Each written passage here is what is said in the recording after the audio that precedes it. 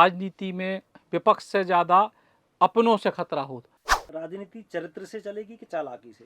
पहला तो विषय ये है। अगर जैसे अब आपको एक बार पार्टी ने आप पे भरोसा जताओ, आपको एक बड़ी जिम्मेदारी भी दी है, तो अब जैसे पॉलिटिकल रास्ता जैसे आपने कही कि चुनावी राह कई बार कठिन हो जात, तो का चुनावी राह की तरफ फिर अब थोड़ी सी मजबूती मिलेगा ये चीज़। अब वैसे तो बुंदेलखंडी है और आदमी कहाता ही है कि 100 दंडी एक बुंदेलखंडी। जब विधानसभा को चुनाव पवई को एक बार के चुनाव की बात करें या लोकसभा के 2014 के चुनाव की बात करें कि आपने भी समय समय पे पार्टी के लोगों के खिलाफ मुखरता दिखाई है। बुंदेलखंड में एक समस्या है, जैसे छत्तीसगढ़ में नक्सलवाद था, जम्मू कश्मीर में आतंकवाद था, बुंदेलखंड में भी सामंतवाद रहा। भैया और राम नाम नमस्कार, हमें तो चिंते हुई नाम है हमारा सचिन चौधरी। मध्य प्रदेश में पिछले कुछ दिनों से कई सारी राजनीतिक नियुक्तियां करी जा रही हैं। ये नियुक्तियां कॉरपोरेशन में हो रही हैं, आयोगों में हो रही हैं और कई सारे ऐसे नेताओं को इनमें समाहित करे जा रहा है जो नेता पिछले केउ चुनाव से या तो टिकट के दावेदार रहे या कोनो वजह से टिकट नहीं मिल पाई या कोनो वजह से टिकट कट गई। कुल मिला के पार्टी के समर्पित कार्यकर्ताओं को मौका दिया जा रहा है और कई प्रकार के नए नाम लगातार इन नियुक्तियों में सामने आए हैं। और ऐसी एक नियुक्ति भई है Madhya Pradesh warehousing and logistic corporation में अध्यक्ष के तौर पे संजय नगाइच की। बुंदेलखंड इलाके से ताल्लुक़ रखते हैं संजय नगाइच, मध्य प्रदेश के पन्ना जिला से, और जब से उनकी नियुक्ति भई तभी से भी लगातार चर्चा में है। काय के उनके बहुत सारे पुराने इतिहास को खंगालवे को दावा अलग अलग मीडिया रिसोर्सेज के द्वारा करेगा है। सो हमने सोची कि जितने उन पे उनके बारे में जो बातें कही गई हैं वे उन्हीं से पोस्ट करा लेवें कि आखिर उनकी का सच्चाई है। ई के संगई अब बड़ी जिम्मेदारी के तौर पे उनकी आगे का रणनीति है, का रूपरेखा है। इन्हीं सब बातों को पूरी तरीके से इन पर चर्चा करने के लाने हमारे संगे संजय नगाइच खुद मौजूद हैं बुंदेली बौछार के स्टूडियो में। संजय भाई राम राम। राम राम। राम राम सचिन भैया। संजय भैया जब से जो है आए हो पन्ना से भोपाल और जो है हलचल मचाए हो पूरे भोपाल में, आप इतनी नियुक्तियां हुई आप ही के नाम को लेकर सबसे ज़्यादा हल्ला है। अब वैसे तो बुंदेलखंडी है और आदमी कहाता ही है कि 100 दंडी एक बुंदेलखंडी। तो बुंदेलखंड की चर्चा तो होना ही चाहिए। बुंदेलखंड फिर हम कहते हैं ना कि शौर्य पराक्रम पुरुषार्थ के लिए माना जाता है। तो बाकी अब ठीक है, पॉजिटिव नेगेटिव सब चर्चा होती है, लेकिन अपन और ने तो संगठन में काम करो और बरसों काम करो और ग्रास रूट से लेकर नीचे तक काम करो। और बुंदेलखंड के अपन जानत भी हैं, समझत भी हैं। और बुंदेलखंड की जैसी परिस्थितियां हैं तो अपन और जो भी जाने कि सामान्य रूप से सामान्य लोगन के राजनीति करवे को बहुत होते मान्यता नहीं है। अब उन परिस्थितियों में जब अपन राजनीति करवी तो दोस्त भी रहे हैं और दुश्मन भी रहे हैं। अब जब अपन व्यवस्था बनावे के लाने लड़वी तो निश्चित रूप से वो व्यवस्था के आड़े आवे वाले भी लोग रहे हैं तो उनसे लड़ने पड़े है और स्वाभाविक लड़वी तो फिर ये सब बातें निश्चित रूप से आती हैं।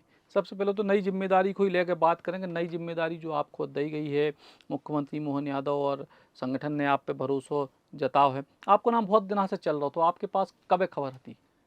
देखिए, ये तो वास्तव में मैं भी सौभाग्यशाली हूँ और वास्तव में जो वर्तमान में मध्य प्रदेश का नेतृत्व है, चाहे माननीय मुख्यमंत्री जी हों, चाहे माननीय प्रदेश अध्यक्ष जी हों या बाकी नेतृत्व हों, चाहे जो भी ऑब्जर्वेशन करने वाले, चाहे केंद्रीय नेतृत्व हो, गजब का नेतृत्व है और स्टेट फॉरवर्ड है। कभी विषय आता ना कि राजनीति चरित्र से चलेगी कि चालाकी से, तो मैं ये कह सकता हूँ कि जो वर्तमान में नेतृत्व, चाहे माननीय मुख्यमंत्री जी हों, चाहे प्रदेश अध्यक्ष जी हों, स्टेट फॉरवर्ड है। कार्यकर्ताओं को समझने वाले, किस कार्यकर्ता ने काम किया नहीं किया, इस सारे ऑब्जर्वेशन, सारे पैमाने और सारे अध्ययन उनके पास है। कोई कितना का है कि अपन मुख्यमंत्री जी या प्रदेश अध्यक्ष जी को किसी इससे उससे काम से प्रभावित कर लें, लेकिन हमें लगता है कि उनके पैमाने, उनका मापक यंत्र, उनकी दूरबीन गजब काम कर रही। क्योंकि सिर्फ संजय नगाइच की बात ना करें, बाकी भी नियुक्तियां हों, चाहे बाकी निगमों में हो, प्राधिकरणों में हो, आयोगों में हो, वास्तव में एक्चुअल में वे कार्यकर्ता जिनने 20-20, 30-30 साल अपने जीवन के अमूल्य समय, यानी जीवन की जवानी और बाकी समय लगाओ संगठन और सरकार और विचारधारा के लाने, और इतना उत्साह। मैं भी लगभग 2003 में भारतीय जनता पार्टी के काम में आ गए थे। 2003 से लेकर 6 तक हम भाजपा के काम में रहे और उस समय नई सरकार, उमा जी के नेतृत्व में उत्साह, सरकार बनने के बाद नियुक्तियाँ, बाकी भी सरकारों में नियुक्तियां वगैरह रहीं, लेकिन शायद मेरे को जो ध्यान में है कि आज तक इतनी नियुक्तियां किसी भी सरकार में हुई नहीं। यानी कल तक जो सूची है लगभग 71 लोगों की प्रदेश स्तर पर निगम, आयोग या प्राधिकरणों में नियुक्तियां हो गई हैं। और इतना उत्साह कि कार्यकर्ता मतलब इतना आ रहा, अपने अपने समाज वर्गों नेताओं से जुड़े हुए लोग, पुराने पुराने कार्यकर्ता, कि कार्यालय में भीड़ मतलब समा नहीं पा रही। कार्यकर्ताओं की हम लोग व्यवस्था नहीं कर पा रहे हैं, क्योंकि मेरे पास कार्यालय बीजेपी ऑफिस का भी काम है। तो हमें लगता है कि ये इसी सरकार और इसी संगठन के नेतृत्व के समय हुआ है। ये अद्भुत है। अब निश्चित रूप से मैं वर्षों भारतीय जनता पार्टी का काम किया, उसके पहले विद्यार्थी परिषद का काम, उसके पहले संघ के काम में रहा। अब जब काम करो तो जो अच्छा काम करने अपन निकलते हैं तो सपोर्ट भी होता है, विरोध भी होता है। अब ये तो है नहीं कि आपके सिर्फ समर्थक और बाकी आपके पीछे ही खड़े होने वाले लोग होंगे। तो इन परिस्थितियों में होता है, लेकिन अगर कहीं किसी प्रकार की कोई सच्चाई हो, तर्कसंगत बात हो, तो वो भी है। बाकी तो सब राजनीति में चलता ही है और चलेगा ही। जी, तो अब चूँकि आपने अब चर्चा छेड़ी के विरोध की या जो विपक्ष हैं, चूँकि बहुत सारी चीज़ें कही जाती हैं कि राजनीति में विपक्ष से ज़्यादा अपनों से खतरा हो। तो ये जितनी कहानियाँ आ रही हैं उन पे एक-एक करके बिंदुवार चर्चा करें। जितनी बातें आपके बारे में कही जा रही हैं, कांग्रेस की तरफ से आ रही हैं या अपनों ही के भीतर से कितों से आ रही हैं? क्या लग रहा है आपको?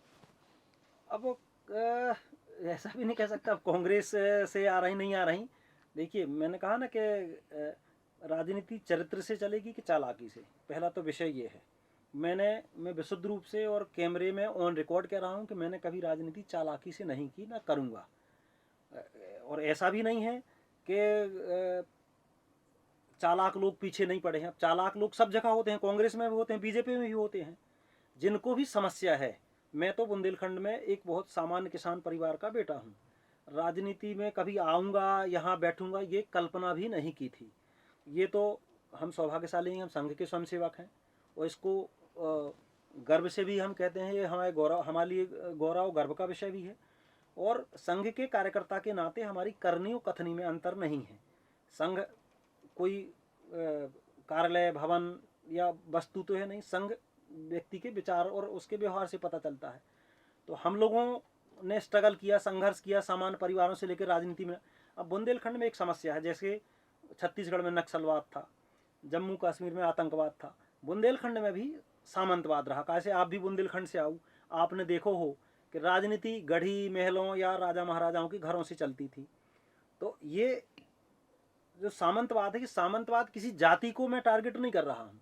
सामंतवाद एक प्रवृत्ति है, मेरे में भी आ सकती है। मैं जो चाहूँगा, जैसी हम चाहेंगे वैसी राजनीति चलेगी।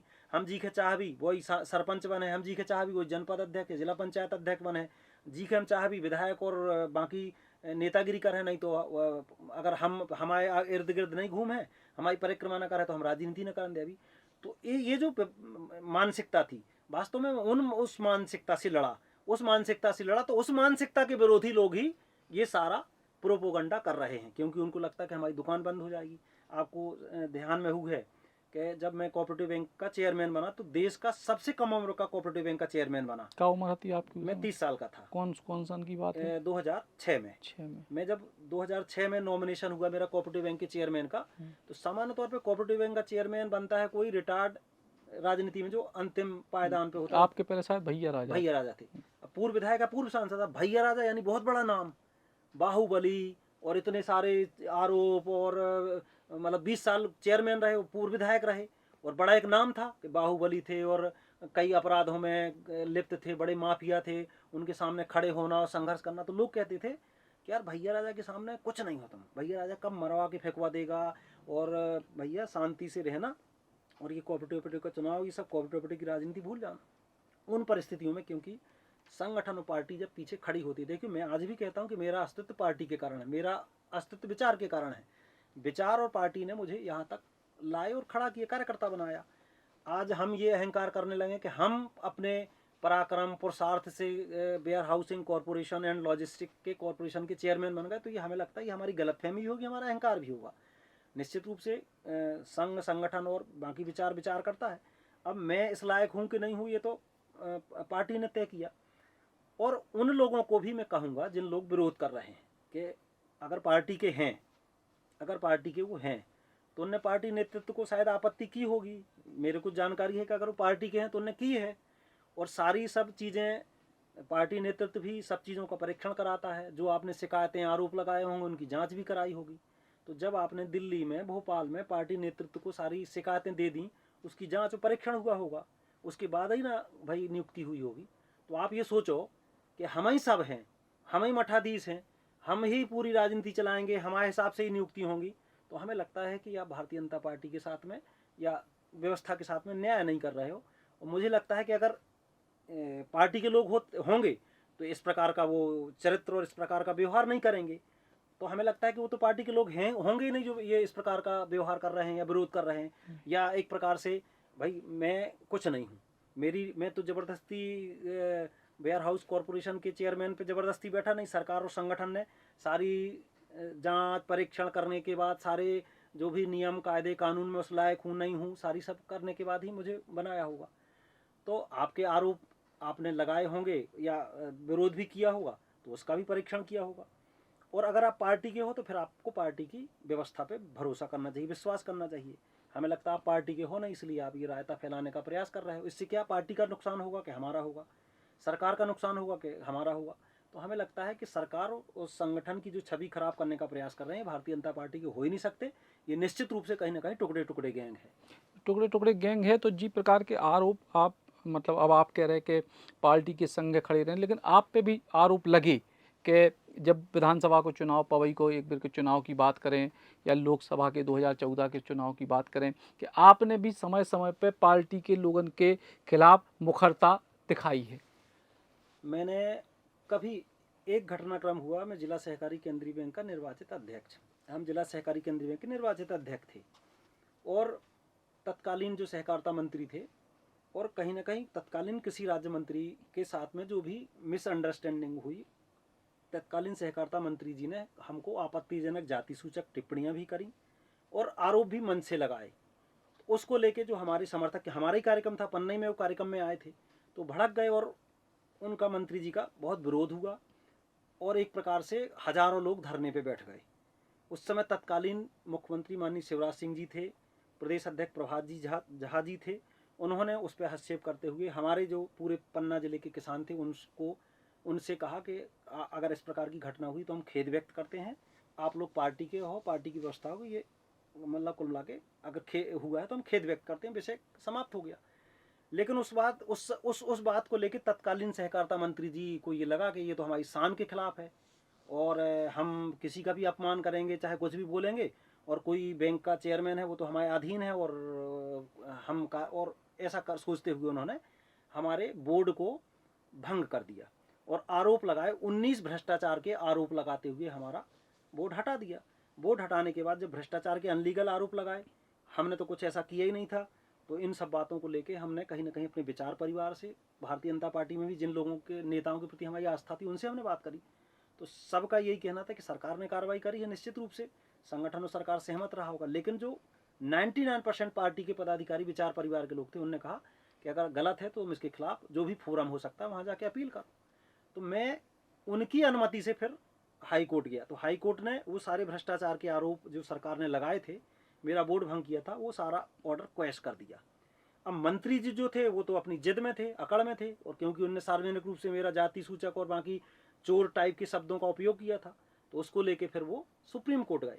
अब गजब की बात देखिए कि सरकार हमारी, और वकील कौन करे जा रहे हैं केंद्र में सुप्रीम कोर्ट में, रोहिंटन नारीमन, उस समय जो कांग्रेस सरकार के सॉलिसिटर जनरल थे।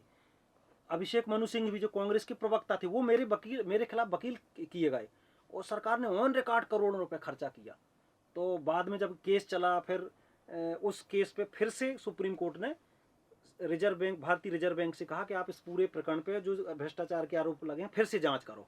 तो रिजर्व बैंक ने पूरी जांच करी, दूध का दूध और पानी का पानी करते हुए रिजर्व बैंक ने एक रिपोर्ट पेश करी कि ये भ्रष्टाचार के आरोप गलत हैं, इस प्रकार का कहीं कुछ हुआ ही नहीं। पुराने कार्यकाल भैया राजा के कार्यकाल के आरोप थे, और इसके कार्यकाल में बैंक स्वर्णिम युग में आया, अच्छी वसूली होती है, अच्छे मेंबर बने हैं, अच्छा फाइनेंस हो रहा है, किसानों का जितना कल्याण इनके कार्यकाल में हुआ आज तक कभी हुआ ही नहीं।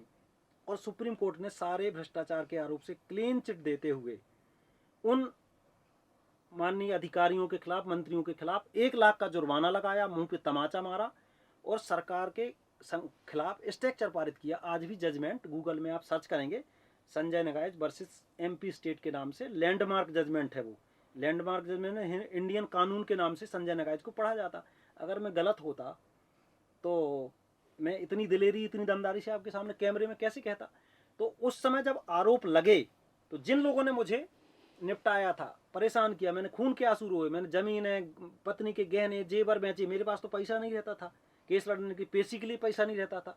उस समय कुछ ऐसे वकील भी और कुछ लोगों ने मदद की, सारा सब। बाद में जब मैं जीता तो मैं कोऑपरेटिव बैंक का चेयरमैन बना। मैंने कहा कि इन लोगों ने ये षड्यंत्र पूर्वक हमें भ्रष्टाचार के आरोप लगा करके परेशान किया है और इन लोगों को इस व्यवस्था में या टिकट वगैरह का पार्टी के फोरम पे विरोध किया।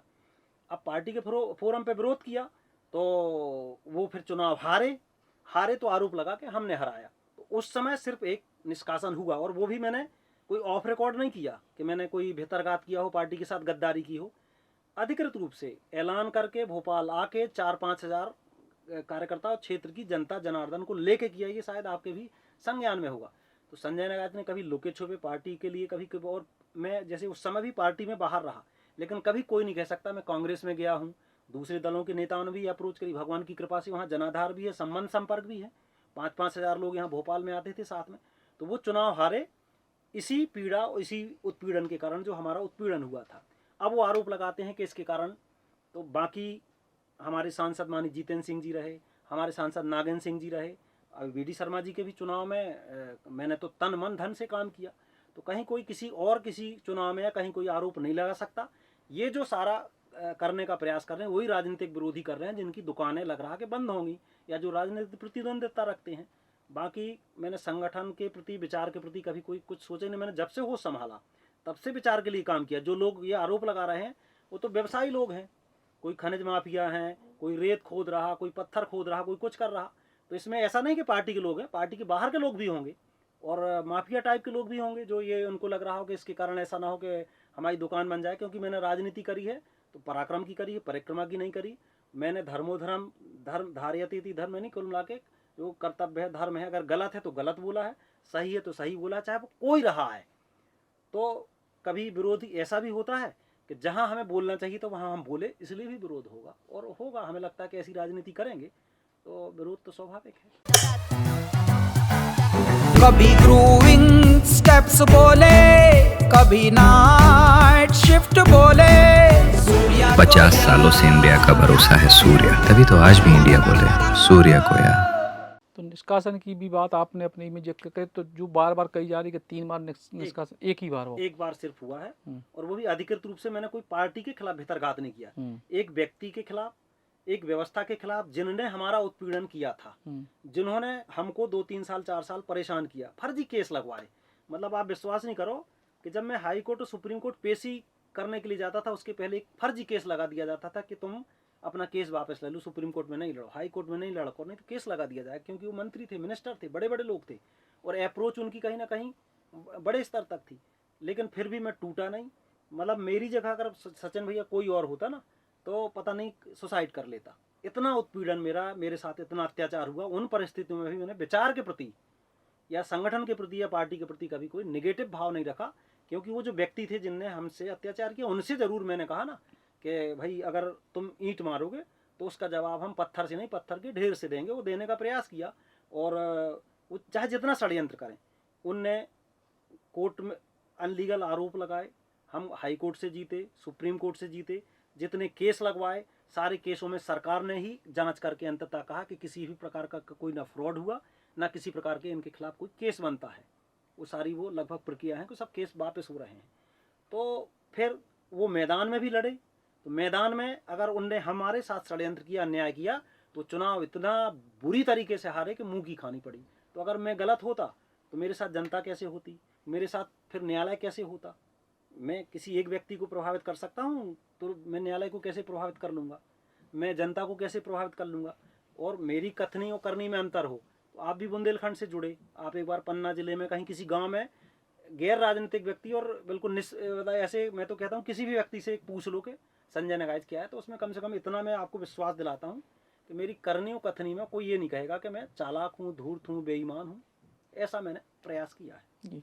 और अब अगर जैसे अब आपको एक बार पार्टी ने आप पे भरोसा जताओ, आपको एक बड़ी जिम्मेदारी भी दी है, तो अब ऐसे पॉलिटिकल रास्ता जैसे आपने कही कि चुनावी राह कई बार कठिन हो जात, तो का चुनावी राह की तरफ फिर अब थोड़ी सी मजबूती मिलेगा ये चीज़ से? निश्चित रूप से ये देखिए, एक तो बहुत बड़ी जिम्मेवारी है। हमें लगता है कि कोई विधायक या सांसद बनता है तो एक क्षेत्र का बनता है, लेकिन प्रदेश संगठन ने, माननीय मुख्यमंत्री जी, प्रदेश अध्यक्ष जी ने इतना बड़ा जिम्मा दिया है। मैं कहता हूँ, मैं जिला बैंक का एक जिले का चेयरमैन था, और मध्य प्रदेश की इतनी बड़ी जिम्मेवारी, यानी निगम की दृष्टि से भी बहुत बड़ा काम है। तो पहले तो इस काम को, अपने आप को सिद्ध करना है, इसको सार्थक करना है, और मैं अच्छा करने का प्रयास करूँगा। हमें लगता है कि इसमें भी बहुत बड़ा काम है, बड़ा चैलेंज है। मैं चाहता हूँ कुछ नवाचार करूँ, कुछ ऐसा करके जाऊँ जिससे कम से कम पार्टी और विचारधारा के प्रति लोगों का सम्मान बढ़े। हमें लगता है कि ये बड़ी जिम्मेवारी है। बाकी फिर स्थितियाँ परिस्थितियाँ बनती हैं, अलग विषय है, लेकिन कुछ इस दृष्टिकोण या इस एजेंडे से नहीं आया कि मुझे यहाँ से वहाँ के लिए रास्ता बनाना। वो तो अलग विषय है कि अगर अच्छा करने का प्रयास करूँगा तो फिर वो पार्टी और ऊपर बैठे हुए लोग विचार करते हैं। जी। लेकिन अगर जी प्रकार से अब राजनीतिक परिस्थिति हैं, बहुत सारे लोग कह रहे हैं कि कमी भी निकाली जा सका तो अच्छाई भी हो सका, लेकिन नयापन एक तरीके से आओ है मध्य प्रदेश की सियासत में।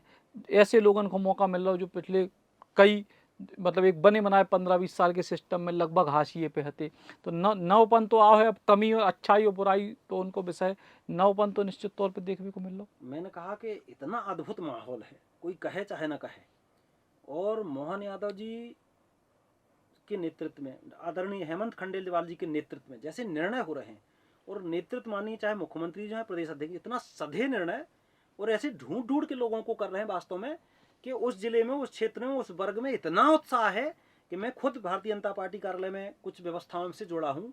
ऐसा उत्साह मैंने, ऐसे कार्यकर्ताओं की उमंग, ऐसे कार्यकर्ताओं का जन सैलाब आज तक नहीं देखा भैया। मतलब गजब का उत्साह है।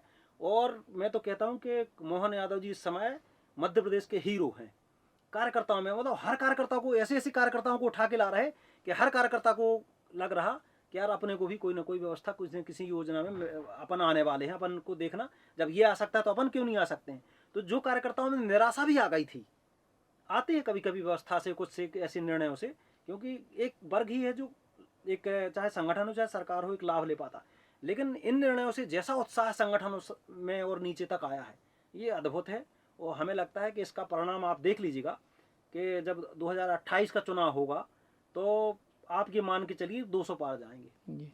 अब आप खुद जी विभाग की जिम्मेदारी दी है, हालांकि कछु दिन ही है, अब आप समझ ही रहे हो, लेकिन पैरेलल तरीके से मध्य प्रदेश में गेहूं की खरीदी चल रही है। कांग्रेस पार्टी ने आज चक्का जाम करे कि खरीदी ठीक से नहीं हो रही, किसानों की समस्याएं हैं।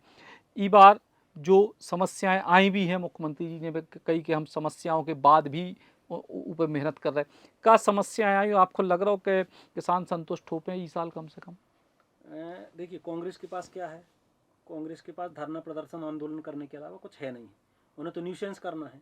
राहुल गांधी क्या करते हैं, तो आज कहाँ हैं, लोकसभा में भी कहाँ हैं, और तीसरी बार केंद्र में माननीय मोदी जी के नेतृत्व में सरकार है।